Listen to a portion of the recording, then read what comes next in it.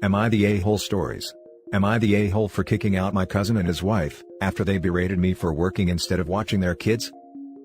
I, 36 female, took in my cousin, 37 male, and his wife and 2 children, 6 and 3. A month ago, my cousin lived in a rented apartment for 4 months, but couldn't continue paying because of his financial issues. He said he wanted to go live with his parents, but they live far away and he can't move away from work. I decided to let them move in until he could figure something out with his work. Also, my aunt asked me, so I found it rude to say no. I'm a pediatrician and my schedule is busy. I work in ICU. It's draining both physically and emotionally. Sometimes, I can't even find time for lunch. I work long day shifts/evening shifts/and night shifts depending on my schedule. My cousin's kids are very active and I have many items that they broke, including a lamp I received as a gift. They even broke my late husband's vase. So, I told them this can't happen again. My cousin didn't replace the stuff, just kept complaining about his situation. My place got filthy and uncomfortable. I started spending more time covering shifts to get away from all that mess. The thing is, whenever my cousin and his wife go out, they'd ask me to stay home and watch the kids. I only did it twice and I told them I have other commitments and responsibilities. I already said I'm not available to babysit. My cousin threw a fit. I even suggested getting a babysitter, but he said he won't ever let me pay. 2 days ago, he and his wife went out, and told me to watch the kids for 2 hours. I had a shift that I needed to go to on time.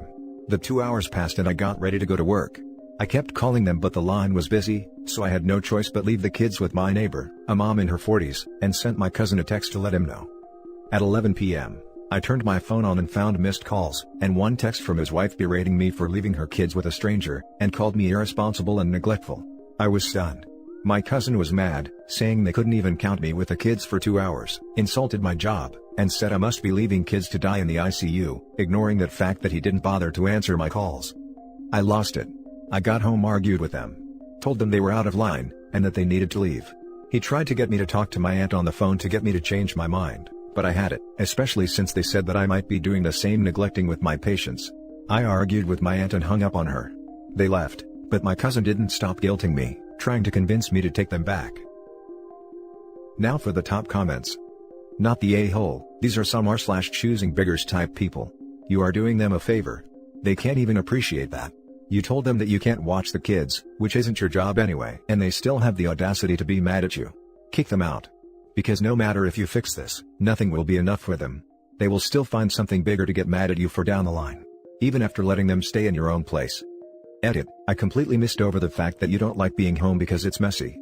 If only there were people living there rent-free that could do chores as some sort of thank you, instead of just breaking more furniture and not paying for it. Not to mention if OP lives in certain areas, pretty soon they might become protected by tenant protection laws. Not the a-hole. One of the first things that kind of shocked me when I moved away from home for college, was that not everyone was raised with the exact same standards of courtesy. I had roommates that thought it was okay to be loud at all hours, roommates who never clean, so on and so forth. But how is it that there are people in this world who don't know not to bite the hand that feeds them? Agreed. And I can't but ask 2 pertinent questions.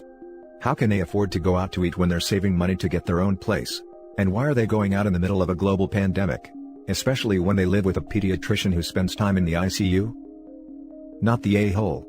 Not your kids, not their house, not your problem. Not the a-hole, you let this go on for too long. It is not rude to say no to an aunt with regards to your home, you have to readjust your thinking. Don't let them back in, they are disrespectful, entitled, and ungrateful. Now for the next story. Am I the a-hole for kicking my girlfriend and her daughter out? My 46 male girlfriend, 39 female, May and I, have been together for about 3 years. I have a daughter that is 15 female that I split custody with, while May has a 21 female daughter of her own, Alice. May was on the verge of losing her home roughly a year ago and asked to stay with me, and I obliged and May moved in. Around 4 months after that, Alice had to leave school after she failed to improve her grades while on academic probation, and asked for a room until she could get on her feet. I wasn't thrilled, but at the time I saw a future with her mom, and gave some rules and a deadline. Everyone agreed. Roughly 4 months ago, Alice approached May and I, telling us she was pregnant. I was shocked, and her mother was, well, emotional. After the dust settled, I explained to May and Alice I didn't want a baby in the home. I told Alice she broke the deal, and she needs to relocate. She and May weren't happy, but I told them there wasn't a compromise to be made, as it's a living breathing child, and I wasn't interested in being around that at my age. She asked for 40 days and I agreed. Actually, I offered 60 but it wasn't necessary. This past Friday, my daughter, her cousins, and my sister were going down to my beach home for a long weekend, and when they get there the place is obviously being lived in. It wasn't a wreck or anything, but it was dirty, TV was on, trash was half full, and there was food in the fridge. I had them call the police, who searched the place only for Alice to show up. Yeah, Alice was living there. Uninvited. But she had a key profited by her mother. I confronted May, who apologized, and justified her behavior with Alice being her daughter who was carrying her grandchild. I called my sister and had her take Alice to dinner, while I had nephew change the locks and tossing Alice stuff outside. All she had was clothes, so nothing was damaged. I told my now ex-girlfriend she needed to go get Alice before I pressed charges, not even sure I could to be honest, but she left immediately to go get her while Alice discovered she was homeless. While May was on the way there, I let her know we were done, and she wasn't welcome back here. I gathered her property and tossed it out. May called the police, but she can't afford a lawyer to fight the eviction, so it was all for nothing. Am I the a-hole for doing this? I feel they did this to themselves, and are rotten for their actions. Now for the top comments. Not the a-hole, you made clear conditions and have every right to not want a baby in your home. Using your beach home was the last straw. Not the a-hole. It's still breaking and entering even if the offender has a key. If Alice wasn't invited to stay there, she had no right to be there. May should be lucky that you didn't press charges on her and her daughter. Did she think that Alice would live in the beach house undetected forever? Was May ever going to tell you her daughter was there? May and her daughter took advantage of your kindness and broke your trust. I'm glad you broke up with her and kicked them both to the curb. I don't think they thought much at all, to be honest. May asked why I didn't tell her they were going for the weekend. I assume she thought I would always keep her in the loop with things that don't concern her. Wait. Does this mean the plan was to hide away Alice therefore? Yeah, for how long? Like, anytime May got wind someone was about to turn up, Alice would be warned, hide her stuff, take out the trash, let some fresh air in and go to a cafe or motel until everyone was gone again? And then do all that after having a baby? They really could not have been thinking much at all, because this was never going to work out in any universe. But it tells you something about the sneaky maliciousness of your ex. She was working part-time, so I assumed she was saving. My sister found a few bucks in a drawer she was using, and that is going toward the utilities. The next story is titled, Am I the a-hole for asking my brother's entire family to move out because my nephew set my bathroom on fire for a TikTok? My 32 female brother, 43 male, his wife, 40s female, and their 2 kids, 9 female and 15 male, have been staying with me for a little over 2 weeks now, because they lost their jobs due to coronavirus and were evicted. 4 people is obviously a large addition, but I didn't want them to be homeless, and they assured me it'd be a temporary stay. 2 days ago, my nephew set my bathroom on fire for a TikTok. From what he told me after, there's some kind of trend where you draw a shape on your mirror with hairspray, and then you light it on fire, and it's supposed to go out on its own without any damage. Well, his fire spread onto a nearby stack of towels and got out of control. We all had to evacuate, but luckily, I live relatively close to a fire station, so the damage wasn't that bad. My guest bathroom is scorched and will need repairs, but the rest of my home is okay. I think that my brother and Sil had to have been wildly negligent to allow this to happen, especially considering the lighter he used was my brother's. Meaning, he must have taken it from him at some point. I'm asking them to leave within the next week, because I don't want to risk something of this nature happening again. They've apologized and asked me to reconsider because it was an accident. No one was hurt in the end. They'd be homeless if I kicked them out now, and to think of my niece who did nothing. I'm not going to charge them for the repairs because they flat out can't afford it, but I no longer feel safe living with them. Now for the top comments. Not the a-hole. He lit your house on fire for an internet trend. He's lucky he didn't kill someone. Sounds like someone dangerous to have in the house. Not the a-hole. If you don't kick them out now, they very soon stop being house guests and start becoming lodgers/tenants. That's a legal can of worms you don't want to go through to get someone terrifying out of your house. And your nephew clearly needs the parenting of seeing actions have consequences. He didn't do this in his own home, he did this to his host, which means, he hasn't learned to respect others' belongings. I no longer feel safe living with them. Not the a-hole. That's the only reason you ever need. This isn't a candle that got out of hand situation. Insurance doesn't cover intentional dumbassery. It wasn't an accident, and he could have killed someone. For a TikTok. It amazes me that the parents don't realize that.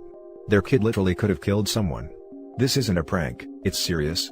The fire department had to come. Info: do you think the kid learned their lesson and won't do it again? Do you think they will do something stupid again? These are the questions you should be asking yourself, not strangers on the internet. If the answer is no, he didn't learn, kick them out. If the answer is yes, I don't think he will screw up again, let them stay. Also, do you really think it's wildly negligent to have your 15-year-old leave your site for the 45 seconds it takes to spray and light hairspray? You realize you're basically suggesting they watch their children use the bathroom, right? Look, what he did was wrong, and they are ultimately responsible, but to say wildly negligent to let a 15-year-old have privacy in the bathroom, when they have presumably never done anything like this before, makes no sense at all. Perhaps now it would be negligent to let him go into the bathroom unsupervised. But it certainly wasn't before, since you've listed no previous bad behavior. The last story is titled, "Am I the a-hole for not resigning the lease even though my roommate has nowhere to go?" So, I, 28 female, live with two of my close friends, Amy, 25 female, and Chelsea, 27 female. Amy has a 6-year-old son that she has partial custody of. She usually has him once a week.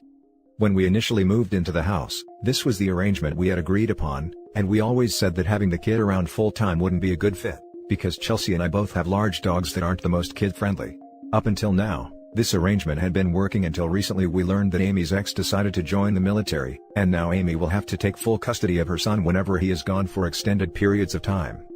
We all agreed that it would be best for Amy to find a new place to live, as neither Chelsea or I want to live with a small child, and we also worry about the child's safety around the dogs.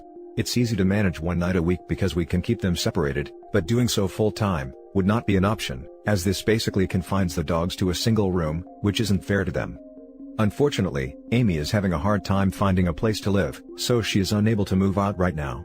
Chelsea and I both agree that if she isn't able to find anywhere else to go by the time the lease is up, we don't plan on resigning with Amy. She is making the both of us out like the a-holes in this scenario, and is trying to say that we're the ones at fault for the arrangement no longer working, because we're the ones with dogs that aren't child-friendly, and that it's our fault she isn't going to have anywhere to go. But even without the dogs in the picture, we already stated that we just don't want to live with a child full-time anyway. I am sympathetic to her situation, but I don't think that this is my responsibility to have to worry about. I'm still feeling kind of bad about the whole thing though. Am I the a-hole? Now for the comments. Not the a-hole. Since she can't win using logic, she's trying to use guilt to get what she wants. Yeah, she's acting quite immature. The rules they had set together are not working out for her, so now she's getting upset. It doesn't work that way. She should have known better. Not the a-hole. You pay to live in a place that supports the lifestyle you want. You want to have a large dog and no kids, so you get to do that. She is the one changing the arrangements, and as the full-time parent, she should be asking the dad for support with housing and expenses, not her roommates, because that is what she is doing by making it your problem. The military probably has a stipend for childcare for people who have kids and are unmarried. She should actually look into that. The US military does. I didn't know this. I'm going to bring it up to her and see if she's aware. I'm sure that could really help her out. Thank you. And that's it for this video guys. If you have thoughts to share, leave a comment below.